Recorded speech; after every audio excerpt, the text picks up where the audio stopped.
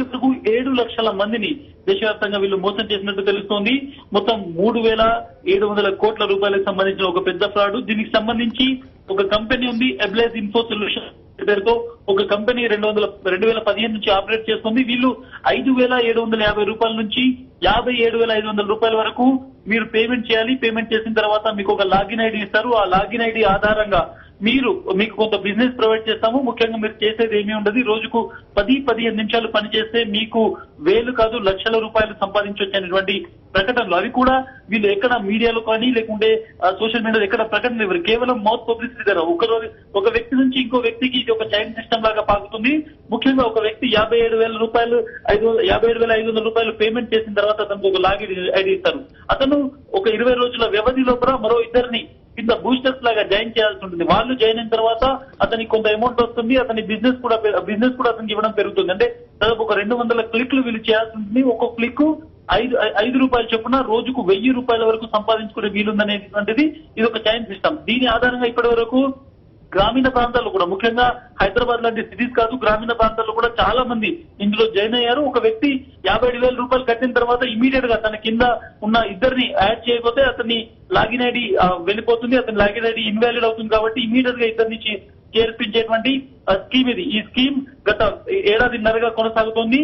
ఈ స్కీమ్ ఒక ఫ్రాడ్ ని ఢిల్లీ పోలీసులు తేల్చిన వెంటనే దాదాపు తెలుగు రాష్ట్రాల్లోనే కొన్ని వేల మంది దీనిలో మోసపోయాము అనేటువంటి ఒక నిజాన్ని తెలుసుకుంటున్నారు. గత 3 వారాలుగా పేమెంట్ జరగకపోయేసరికి కొంత అనుమానం వచ్చింది. బట్ ఇప్పుడు ఢిల్లీ పోలీసులు ఈ మొత్తం ర్యాకెట్ ను ఛేదించారు. దీనికి సంబంధించినటువంటి వ్యక్తుల్ని కూడా అదుపులోకి తీసుకున్నారు. రైట్, మొత్తం మీద అసలు ఎంతమంది బాధితులు, తెలుగు రాష్ట్రాల్లో ఎంతమంది బాధితులు ఉన్నట్టుగా తెలుస్తోంది? మొత్తం దేశవ్యాప్తంగా అసలు ఏ రకంగా వీళ్ళు ప్రలోభపరిచారు అందరినీ? ఇప్పటి వరకు 7 లక్షల మంది మొత్తం దేశవ్యాప్తంగా దీంట్లో మోసపోయారు అనేటువంటి ఒక వార్త అప్రాక్సిమేట్లీ బయటకు వస్తోంది. 7 లక్షల మంది ఉంటారు అనేటువంటి అనుమానం. చాలా మంది దీనిలో జాయిన్ అయిన వాళ్ళు, కొంతమంది ఫస్ట్ పీరియడ్ లో జాయిన్ అయిన వాళ్ళు కొంతమంది డబ్బులు సంపాదించుకున్నారు అనేటువంటి ఒక వాదన కూడా ఉంది. వాళ్ళను చూపెట్టి మిగిలిన వాళ్ళను ఈ ట్రాప్ లోకి లాగారు.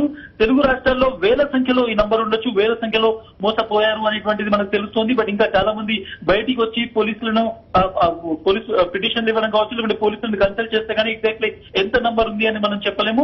అయితే వీళ్ళ మోడస్ ఆపరెండి చూస్తే ఒక వ్యక్తి తన దగ్గరకు వచ్చి, ఎవరి దగ్గర తన ఫ్రెండ్స్ దగ్గర వచ్చి, నేను ఒక 57,000 రూపాయలు కట్టాను, నాకు ఒక లాగిన్ ఐడి ఇచ్చారు, నేను రోజుకు ఒక 200 క్లిక్స్ చేస్తే నాకు 1000 నుంచి 1500 డబ్బులు వస్తున్నాయి, కాబట్టి మీరు కూడా ఇందులో జాయిన్ కండి, మీరు ఒక 57,000 పే చేయాల్సి ఉంటుంది అనేటువంటిది స్టార్ట్ అవుతుంది. అక్కడ నుంచి ఎవరైనా ఆశతో డబ్బులు కట్టిన తర్వాత వాళ్ళకు ఒక లాగిన్ ఐడి ఇస్తారు. వాళ్ళు కూడా ఇదే విధంగా ప్రాసెస్ లో తమ కింద మరో ఇద్దరిని, వాళ్ళు మరో ఇద్దరిని, ఇలా ఒకరి కింద మరో ఇద్దరు కంప్లీట్ గా జాయిన్ అవుతూ పోతుంటారు. ఇది ఒక chain system, multi level marketing system సంబంధించినటువంటి ప్రొసీజర్ ఏది ఉంటుందో దాని ఆధారంగానే ఇది జరుగుతుంది. అయితే ఇక్కడ వీళ్ళు వినూత్నంగా కొన్ని క్లిక్స్ చేస్తే మీకు డబ్బులు వస్తాయి అనేటువంటి ఒక ప్రపోజల్ ని పెట్టారు, ఒక స్కీమ్ ని పెట్టారు.